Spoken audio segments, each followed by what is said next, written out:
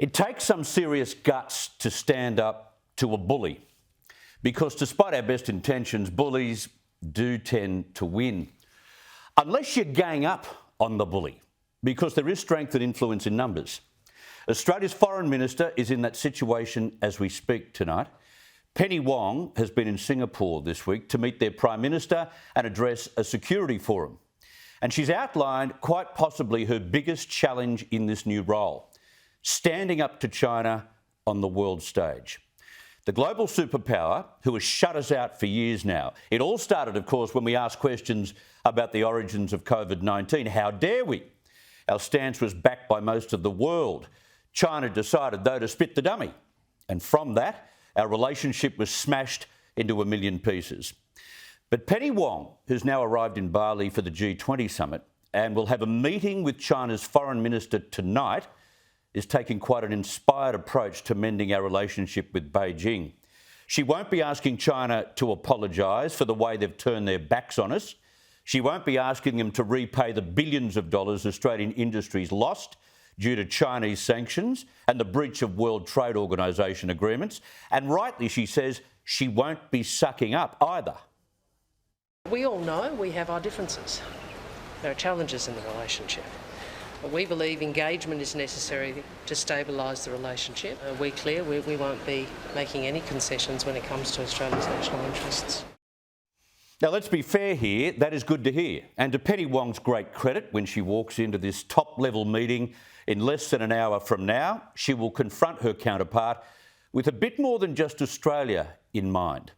The Foreign Minister will use her opportunity tonight to try and bring an end to the crisis that's destroying the entire world, which is Russia's deadly invasion of Ukraine. Wong will urge China to help stop the conflict, to use its strong links with Russia for good. Exerting such influence would do a great deal to build confidence in our own region. The region and the world is now looking at Beijing's actions in relation to Ukraine. Penny Wong is spot on. The war in Ukraine has been going on now for 134 days. It sounds a lot. 134. Constant destruction. And not once has Beijing condemned what the Kremlin is doing. There's no hiding Russia and China have deep-rooted ties. Authoritarian regimes are often welded together. But there's a difference between loyalty and supporting mass murder or war crimes, or the continuous onslaught of innocent civilians and towns.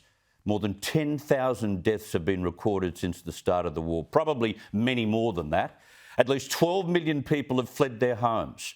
More than 5 million have left for neighbouring countries, and 7 million are still thought to be displaced inside Ukraine itself. All of this is going on, and yet China is turning a blind eye. It is an absolute disgrace. And let's be real, China is undoubtedly watching Russia's every move at the moment. With the reunification of Taiwan on its mind, they're writing up a manual on how to invade a country using the lessons from Ukraine. The yes and no's, the pros and cons. They've also seen what happens when the world teams up to sanction an invader. Now, this is crucial. In fact, both the FBI and MI5 this week jointly claimed that Beijing was taking steps to shield its economy from sanctions that would come after a move on Taiwan. MI5 and the FBI. There is nothing surer that China is preparing for a possible war. And that's why any rebuilding of our relationship with China needs to be dealt with without slobbering or crawling back. And as Anthony Albanese stated today, and this is a positive sign too, even as the two foreign ministers meet tonight, Australia needs to stand up for its values. I think Australia's position is very clear, that we are going through a period of strategic competition in the region that perhaps wasn't there a decade or more ago, that under Xi, China has changed its position. It is more forward-leaning, it is more aggressive. Australia's position is that we will continue to engage and we want to cooperate with China where we can, but we will stand up for Australian values when we must. So, how will China react to tonight's meeting? Now, when Anthony Albanese compared China to Russia recently, Beijing threw a public tantrum.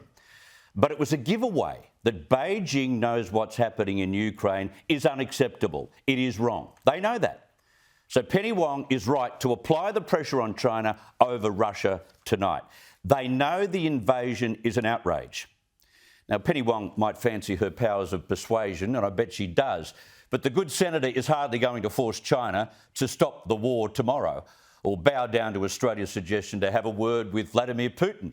They ignored the same advice from the United States. So they're hardly going to change tack because little old Australia made another request. But if the rest of the world forced the point at this G20 meeting this weekend in Bali, it may force China to at least make their position on Russia publicly known, which may in turn isolate Russia further, muddy that relationship, which who knows could lead to an earlier end to the war. We can only hope. At least Penny Wong is trying. And at least we have the two foreign ministers meeting for the first time in 3 years. It's a long way since they even picked up the telephone, China. So that's a good start. And it may at least lead to an earlier end to China's cold trade war against Australian producers.